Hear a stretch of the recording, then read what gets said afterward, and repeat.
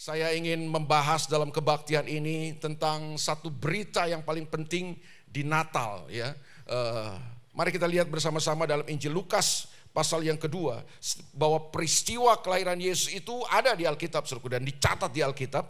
Dan tadi saya katakan bahwa itu telah didukung oleh bukti-bukti sejarah. Jadi ini bukan hoax, saudaraku, ya kan. Jadi Alkitab menulisnya. Injil Lukas pasal yang kedua ayat yang ke-8 sampai ayat yang ke-14 kita akan baca, saudaraku. Di daerah itu ada gembala-gembala yang tinggal di padang menjaga kawanan ternak mereka pada waktu malam. Tiba-tiba berdirilah seorang malaikat Tuhan di dekat mereka dan kemuliaan Tuhan bersinar meliputi mereka dan mereka sangat ketakutan. Lalu kata malaikat itu kepada mereka, "Jangan takut, sebab sesungguhnya aku memberitakan kepadamu kesukaan besar untuk seluruh bangsa." Coba bilang sama-sama, kesukaan besar. Jadi Natal adalah kesukaan besar. Nah, kenapa Natal merupakan kesukaan yang besar? Kenapa berita ini, kenapa kabar ini menjadi sebuah kabar yang membawa sukacita atau kesukaan yang besar? Ayat berikutnya berkata begini, "Hari ini telah lahir bagimu juru selamat." Coba bilang dulu sama-sama, juru selamat. Yaitu Kristus. Katakan sama-sama, Kristus. Dipertegas lagi, Tuhan. Katakan sama-sama, Tuhan. Ada 3 kata penting di situ dalam berita Natal pertama yang diberitakan, yang dibawa oleh malaikat Tuhan pada Natal pertama di Bethlehem. Bahwa hari ini telah lahir bagimu juru selamat, yaitu Kristus, Tuhan, di kota Daud. Dan inilah tandanya bagimu, kamu akan menjumpai seorang bayi dibungkus dengan lampin dan terbaring dalam palungan.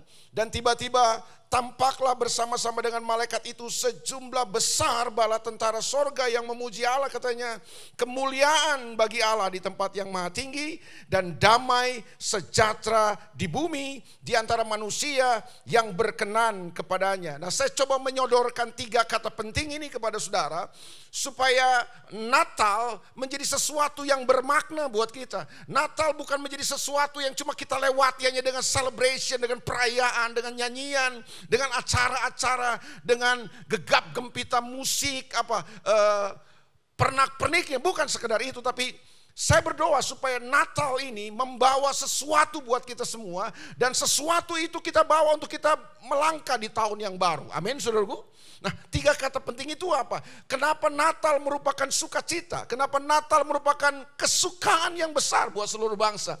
Malaikat itu kasih tahu kepada para gembala di padang bahwa kenapa Natal itu membawa sukacita. Natal merupakan kesukaan yang besar buat seluruh bangsa. Karena katanya gini, "Hari ini telah lahir bagimu juru selamat." Jadi Natal itu adalah kelahiran juru selamat. Lahirnya sang juru selamat. Saya berhenti di kata ini dulu untuk memberitahu kepada saudara bahwa ketika para gembala-gembala itu mendengar kabar itu atau kata itu, juru selamat, mereka sudah paham betul bahwa juru selamat itu selalu di dalam perjanjian lama. Karena orang Israel kan percaya perjanjian lama kan. Nah, di perjanjian lama itu bicara juru selamat itu bukan kata asing. Mereka sudah paham yang namanya juru selamat itu pasti bukan sekedar manusia itu. Namanya juru selamat atau penyelamat itu selalu bicara ini Allah sendiri. Nah, kenapa manusia butuh juru selamat? Itu pertanyaannya. Kenapa perlu juru selamat yang lahir? Karena manusia perlu diselamatkan. Nah, pertanyaannya, kenapa manusia perlu diselamatkan? Itu sebabnya perlu ada juru selamat.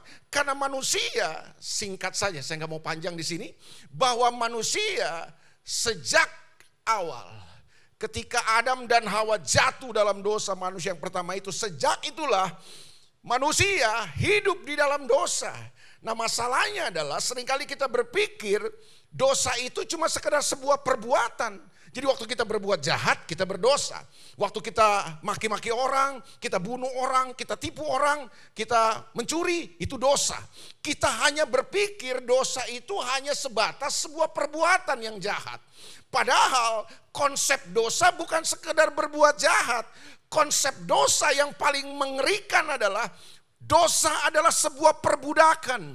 Dosa adalah sebuah penjajahan. Nah, waktu itu bangsa Israel sedang dijajah oleh kekaisaran Romawi yang berkuasa. Nah, malaikat mau kasih tahu begini, ada penjajahan, ada perbudakan yang jauh lebih mengerikan daripada perbudakan dan penjajahan kekaisaran Romawi buat mereka. Apa itu? Penjajahan dan perbudakan dosa terhadap manusia. Waktu manusia jatuh dalam dosa, manusia bukan sekedar berbuat jahat, tapi manusia diperbudak, manusia dijajah oleh dosa. Itu sebabnya yang dibutuhkan oleh manusia bukan sekedar perbuatan baik untuk keluar dari situ. Kalau dosa cuma perbuatan jahat, solusinya apalah? Berbuat baik, betul gak saudara? Itu agama, itu konsep agama, tapi konsep kekristenan gak begitu. Karena konsep kekristenan dosa itu bukan saudara dan saya berbuat jahat. Bukan, tapi konsep dosa adalah waktu manusia jatuh dalam dosa, manusia diperbudak, manusia dijajah, manusia hidup dalam sebuah penjara dosa. Itu sebabnya dosa itu bukan sekedar perbuatannya, tapi ada satu dosa yang lebih mengerikan, yaitu dosa turunan tuh namanya. Jadi makanya waktu anak bayi lahir, dia berdosa enggak? Dia berdosa enggak? Kenapa dia berdosa? Kan dia belum berbuat jahat. Ya itu yang saya bilang. Karena hakikat dosanya sudah ada. Makanya anak bayi saudara gak perlu ajarin bohong. Dia bisa bohong sendiri nanti. Mengapa? Mengapa? Karena itu yang saya bilang. Ada sebuah kutuk dari dosa yang turun waktu Adam dan Hawa jatuh dalam dosa itu. Nah itu yang saya bilang. Dosa tidak sesimpel sekedar berbuat jahat. Dosa adalah sebuah perbudakan. Dalam perbudakan dosa itu, manusia kemudian kecenderungannya adalah berbuat jahat. Siapa yang bisa menyelamatkan manusia yang sedang diperbudak dan dijajah oleh dosa? Bukan manusia dan bukan perbuatan baik. Tidak ada satu manusia pun yang bisa menyelamatkan dirinya. Tidak ada satu perbuatan baik manusia pun yang bisa menyelamatkan manusia dan membebaskan manusia dari penjara dan perbudakan dosa ini. Enggak ada. Satu-satunya yang bisa membebaskan kita manusia dari dosa itu adalah Allah. Mengapa Allah? Karena dia tidak berdosa. Bagaimana mungkin manusia yang berdosa bisa menyelamatkan yang berdosa? Ya kamu sendiri aja sudah diperbudak. Kamu sedang jadi budak daripada dosa. Bagaimana kamu bisa menyelamatkan yang lain? Kan gak bisa. Itu yang saya bilang. Konsep agama dengan ini dipatahkan oleh Natal. Natal datang mematahkan konsep agama yang mengatakan begini, manusia bisa menyelamatkan dirinya sendiri. Perbuatan baik manusia bisa melepaskan manusia dari dosa. Oh, enggak bisa. Dan saudara tahu, Alkitab bilang upah dosa adalah maut. Hukuman buat kita sudah jelas, semua kita ini akan binasa. Maut itu terpisah, binasa selama-lamanya. Bahasa mengerikannya itu neraka. Jadi neraka itu ada Pak. Neraka buat apa? Buat menghukum orang-orang yang terus tinggal dan hidup di dalam perbudakan dosa. Nah kita tuh harusnya di situ. Nah, tidak ada satu manusia pun yang bisa menyelamatkan. Kenapa? Karena semua orang telah berbuat dosa. Satu-satunya yang bisa menyelamatkan siapa? Allah. Allah. Kenapa Allah? Kenapa Allah tidak berdosa? Tapi kan Allah bagaimana bisa menyelamatkan manusia? Karena yang berdosa ini manusia, bukan Allah yang berdosa. Nah, penebusannya mesti dilakukan oleh manusia. Tapi manusia yang tidak berdosa. Nah, cari dari seluruh dunia ada nggak manusia yang tidak berdosa? Ada nggak di siapa tahu di sini ada? Kita angkat dia jadi juru selamat. Tidak ada. Karena tidak ada manusia yang tidak berdosa, maka yang tidak berdosa itu siapa? Allah. Tuhan tidak berdosa kan? Bagaimana dia bisa menebus manusia? Karena prinsip yang kedua, yang harus menebusnya juga manusia, karena yang salah manusia. Masa yang salah manusia yang harus memikulnya Allah kan enggak? Itu sebabnya Allah yang tidak berdosa itu, dia menjelma menjadi manusia. Dua prinsipnya terpenuhi. Dia tidak berdosa dan dia manusia. Siapa itu? Yesus Kristus. Itulah Natal. Natal itu Allah yang tidak berdosa menjelma menjadi manusia. Untuk apa? Untuk melepaskan dan membebaskan kita dari sebuah perbudakan dan penjajahan yang sangat mengerikan. yang namanya perbudakan dosa.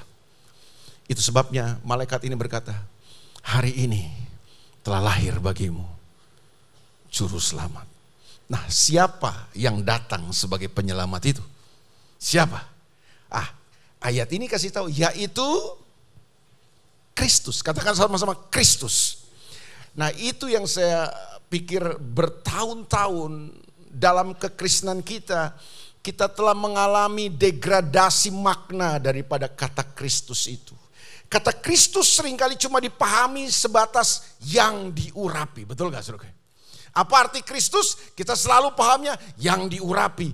Padahal bukan, kata Kristus itu artinya bukan yang diurapi. Ada sebuah makna yang jauh lebih besar, jauh lebih agung, jauh lebih esensial daripada sekedar yang diurapi. Saya juga gak tahu kenapa kebohongan itu terus dihembuskan, supaya kemudian mungkin saya pikir untuk mendegradasi kekesalan kita, supaya kemudian kekesalan kita jadi kekesalan yang tidak berkualitas. Kita cuma memahami akhirnya Yesus yang lahir itu cuma sebatas juru selamat buat kita.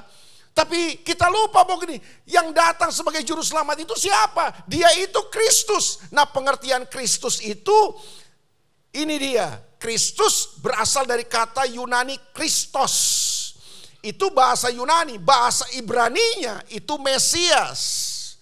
Jadi waktu malaikat kasih tahu kepada gembala-gembala di padang, hari ini telah lahir bagimu juru selamat, yaitu Kristus, yaitu Mesias. Mereka paham bahwa yang dimaksud Mesias itu bukan sekedar Tuhan, bukan sekedar Allah, tapi Mesias atau kata Kristus itu punya pengertian raja.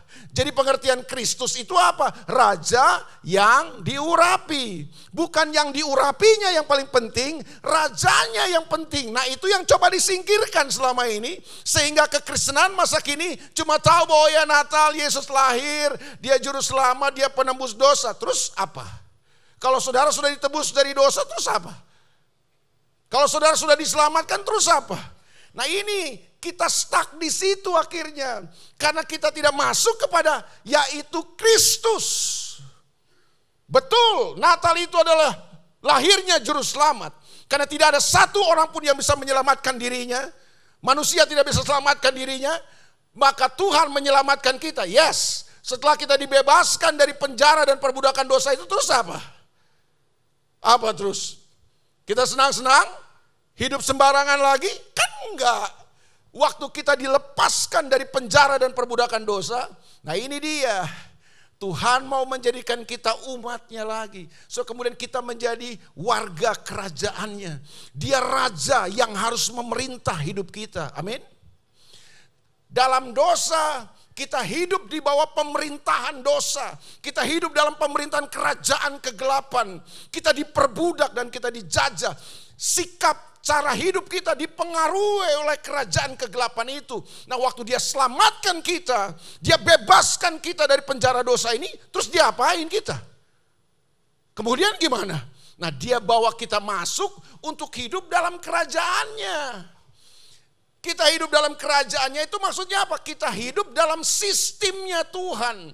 Kita hidup dalam pemerintahan Tuhan. Siapa yang berkuasa? Siapa yang memerintah? Namanya kerajaan harus ada rajanya. Rajanya adalah Yesus Kristus Tuhan. Nah, pertanyaan penting hari ini adalah, siapa yang menjadi raja dalam hidup saudara? Siapa yang memerintah hidup saudara? Ada banyak orang telah diselamatkan dari perbudakan dosa. Tapi kita gak jadikan Yesus raja dalam hidup kita. Yang jadi raja dalam hidup kita siapa? Diri kita sendiri.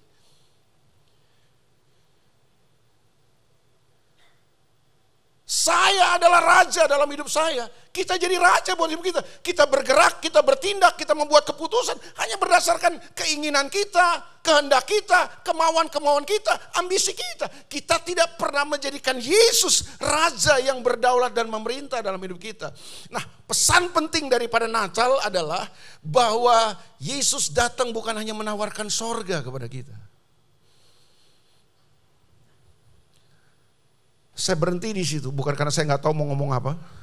Saya berhenti untuk memberi kesempatan saudara berpikir hari ini. Bahwa Natal bukan sekedar upaya Tuhan datang ke dalam dunia ini supaya kita bisa masuk sorga bersama dengan Dia. Natal adalah dia datang ke dalam dunia ini. Dia bebaskan kita dari sebuah penjara yang lebih mengerikan dari penjara manapun di dunia ini. Dia bebaskan kita dari penjajahan yang lebih mengerikan dari penjajahan apapun di dunia ini. Lalu kemudian dia bebaskan kita dari situ. Dan dia bawa masuk kita untuk kita bisa menghidupi kerajaannya. Kita hidupi pemerintahannya, di mana dia jadi raja dalam hidup kita. Kalau saudara baca Alkitab, saudara akan mengerti bahwa begini. Dari sejak awal, Alkitab kita ini bicara tentang apa sih? Dia bicara tentang raja yang berkuasa. Raja di atas segala raja yang punya sistem pemerintahan, punya kerajaan yang namanya kerajaan sorga, kerajaan Allah. Nah, kerajaan itu yang dia mau bawa buat kita. Supaya kita bisa hidup di dalam sistem pemerintahannya itu. Nanti saudara baca aja, saya gak punya waktu untuk bahasnya. Kolose pasal 1 ayat 18, bahwa kita semua telah dilepaskan daripada kerajaan kegelapan. Lalu dibawa pindah katanya. Dibawa pindah kemana? Dibawa pindah kepada kerajaan anaknya. Jadi Natal itu harus gini, saudara ganti sistem, saudara ganti pemerintahan, saudara ganti raja dalam hidup saudara. Siapa yang jadi raja dalam hidup saudara? Itu akan terlihat kan, siapa yang menguasai saudara, siapa yang memerintah hidup saudara. Itu akan terlihat dari pilihan-pilihan saudara, itu terlihat dari reaksi-reaksi saudara, itu akan terlihat dari respon-respon saudara dalam kehidupan kan. Yesus kan jadi raja dalam hidup saudara? Atau halnya ini dia cuma jadi juru selamat dalam hidup saudara? Dia cuma bebaskan saudara dari dosa, lalu kemudian saudara udahlah, yang penting kita udah Kristen, udah percaya Yesus, kita udah selamat. Kalau mati, masuk surga, haleluya. Siapa yang mau masuk surga sini? Oh, nggak ada yang mau, saudara gue. Saudara mau masuk surga? Serius ini, saudara mau masuk surga? Siapa yang mau duluan?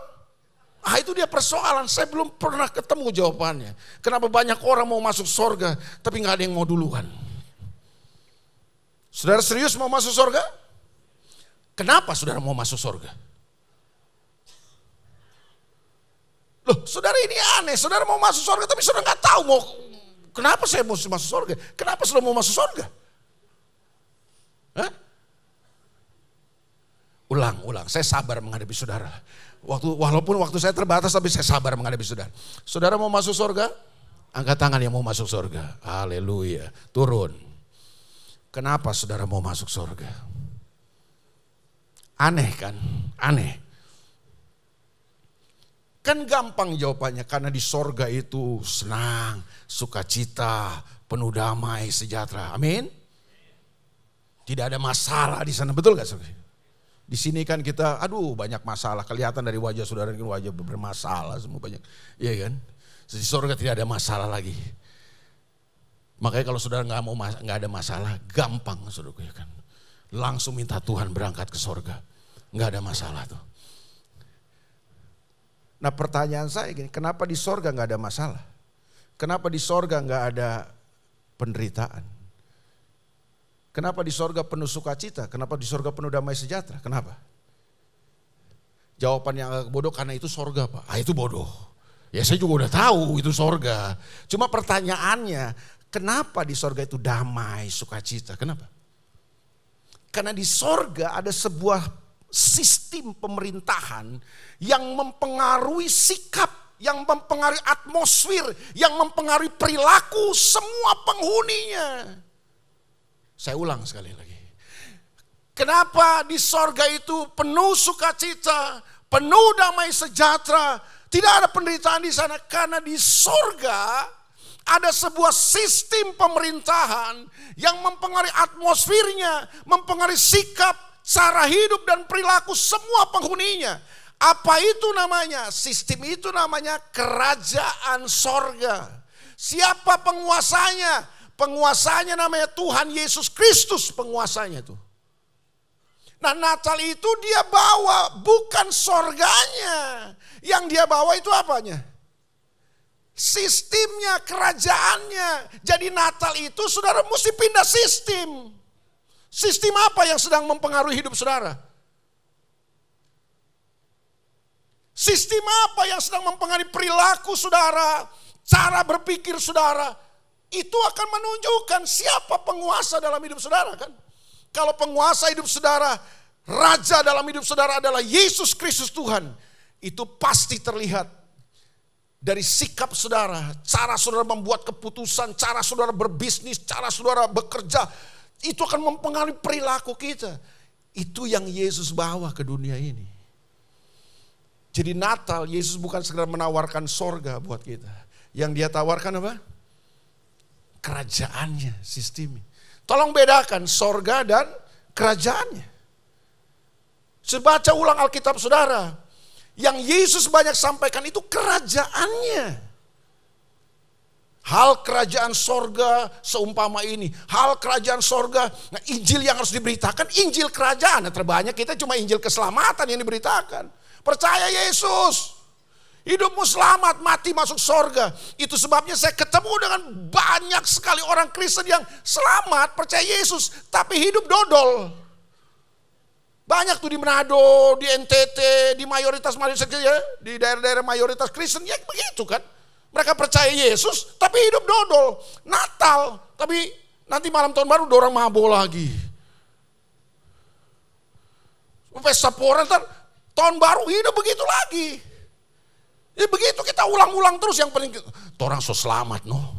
So percaya Yesus orang, hari Minggu orang masuk gereja. Sudah jauh kalau disuruh sungguh-sungguh serius sama Tuhan.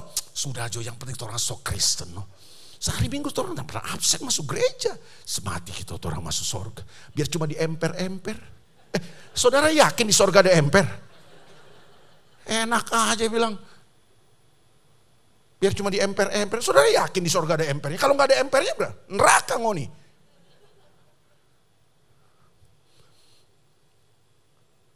Saudara lihat, pemahaman kita seringkali cuma berhenti sampai di juru selamat. Yesus bukan sekedar juru selamat. Dia raja yang harus memerintah hidup saudara. Siapa yang sedang memerintah hidup saudara? Di dalam sistem pemerintahan Tuhan ini tidak ada pengkhianatan. Kalau saudara terbiasa hidup dengan pengkhianatan, jangan-jangan Yesus memang tidak jadi raja dalam hidup saudara. Dalam sistem pemerintahannya dia ini tidak ada kepahitan dan kebencian. Kalau saudara biasa hidup dengan kebencian dan kepahitan, saudara belum hidup dalam sistemnya, dia belum hidup dalam kerajaan. Bukan Yesus jadi raja saudara. Kalau saudara mata duitan, jangan-jangan memang uang yang jadi raja dalam hidup saudara. Bukan Yesus jadi raja. Natal harus membawa kita kepada sebuah kesadaran bahwa dia harus jadi raja dalam hidup kita. Yang lahir itu bukan sekedar juru selamat. Yang lahir itu raja yang memerintah dan berkuasa dalam kehidupan kita. Kalau saudara hidup dalam pemerintahannya, Alkitab bilang, kerajaannya ini adalah kerajaan yang tidak akan pernah tergoncangkan. Saya ulang, Alkitab yang bilang, kalau multimedia lagi baik hati dia tampilkan, tapi kalau lagi kurang baik hati ya saudara baca di Alkitab saudara aja lah. Ya. Ibrani pasal 12 ayat yang ke-28 bilang itu. Kerajaan Allah adalah kerajaan yang tidak tergoncangkan. Dunia sedang penuh dengan goncangan. Dunia yang kita hadapi hari-hari ini. Situasi yang kita hadapi tidak mudah. Tahun 2025 kita nggak tahu apa yang akan terjadi. Tapi banyak pakar, banyak ahli yang telah memprediksi tahun 2025 akan lebih gelap dari tahun ini. Indonesia aja menutup tahun ini, di kuartal keempat tahun 2024 ini, angka pertumbuhan ekonomi kita itu tidak mencapai target, meleset dari apa yang pemerintah. Jangankan 8%, 5% aja nggak nyampe Pak. Kuartal terakhir kita cuma 4,9 sekian persen, nggak sampai 5%. Gelombang PHK sudah terjadi di mana-mana. Belum lagi kita bicara tentang apa yang sedang terjadi dalam dunia. Situasi politik, situasi keamanan di berbagai negara gonjang-ganjing. Krisis ekonomi terjadi. Saudara mau hidup dengan sistem apa hari ini? Yang pasti gini, kalau saudara hidup dalam sistem kerajaan Allah yang Yesus tawarkan buat kita lewat Natal dan kedatangannya. Alkitab bilang kerajaannya itu adalah kerajaan yang tidak tergoncangkan. Jadikan dia raja dalam hidup saudara. Sayangnya gini, banyak orang Kristen cuma mau sorganya, tapi gak mau kerajaannya. Banyak orang mau masuk sorga tapi gak mau hidup dalam kerajaan. Gimana mungkin saudara bisa hidup di sorga tanpa kerajaannya? Hari ini berpindahlah dari kerajaan dirimu sendiri, dari kerajaan dan sistem dunia ini. Berpindahlah kepada sistem kerajaan Allah. Dia raja yang harus memerintah dalam hidup kita. Yang lahir bukan sekedar juru selamat. Yang lahir itu adalah apa? Raja yang harus memerintah dan berdaulat. Kalau dia yang memerintah dalam hidup saudara, Alkitab bilang yang ada cuma kebenaran, damai sejahtera, dan sukacita yang selalu mewarnai dan menghiasi hidup. Tidak peduli musim apa yang sudah akan jalani. Mungkin musim-musim yang berat, mungkin musim-musim yang tidak menyenangkan. Tapi selalu begini, ada kebenaran, ada damai sejahtera, dan ada sukacita yang terus akan mewarnai dan menghiasi hidup kita. Ketika Yesus yang memerintah dalam kehidupan kita. Hari ini, jangan cuma jadikan Yesus juru selamat. Jadikan dia Raja dan Tuhan yang memerintah dan berkuasa atas hidup saudara. Amin, saudaraku. Karena kerajaan yang Tuhan tawarkan kepada kita ada sebuah kerajaan yang punya kualitas, tak terkalahkan, tak tergoncangkan. Waktu saudara hidup di dalamnya, saudara akan jadi orang-orang yang hidup dan berjalan dalam sebuah kerajaan yang tidak akan pernah tergoncangkan. God bless you all. Selamat menjadikan Tuhan Raja dalam hidup saudara.